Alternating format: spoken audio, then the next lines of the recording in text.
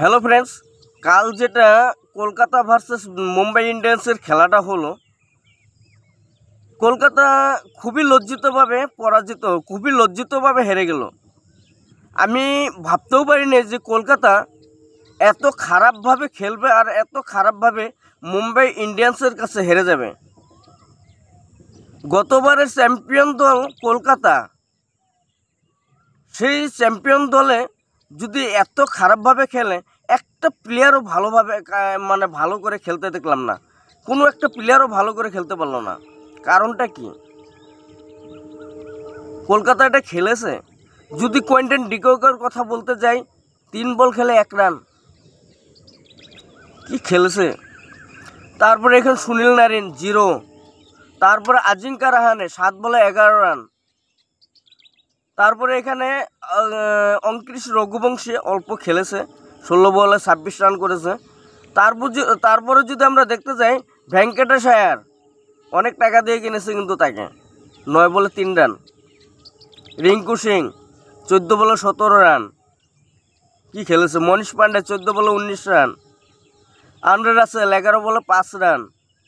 বন্ধুরা কি বলবো, খুবই লজ্জিতভাবে পরাজিত হয়েছে কিন্তু কলকাতা মুম্বাই ইন্ডিয়ান্সের কাছে। তবে ফ্রেন্ডস, হ্যাঁ, এটা বলতে চাই, 16 ওভার 2 বলে কলকাতা অল উইকেট যাওয়াটা এটা কীরকম একটা অজব কাহিনী। ভাবতে গেলে কি বলবো ভাই, এরকমভাবে যদি কোনো একটা টিমে খেলে অবশ্যই ভালো লাগে না।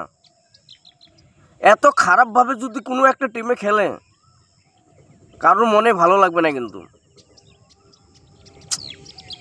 কি বলবো তোমাদেরকে, এনে বলবার মতো ভাষা আর কিছু নেই। এখানে মুম্বাই ইন্ডিয়ান্সের কাছে যদি কলকাতায় 16 ওভার 2 বলে অল উইকেট ডাউন হয়ে যায় 116 রানে, তো এরকম টিম খেলার থেকে না খেলাই ভালো দেখি। একদম লোয়েস্ট স্কোর 2025 সালের আইপিএলের যে লোয়েস্ট স্কোর, সবচেয়ে লোয়েস্ট স্কোর যদি আছে কলকাতার, কি বলবো। তবে দেখা যাক নেক্সট কি করে। কিন্তু মুম্বাই ইন্ডিয়ান্স খুব ভালো খেলেছে, 12 ওভার 5 বলে খেলাটা একদম কমপ্লিট করে দিয়েছে।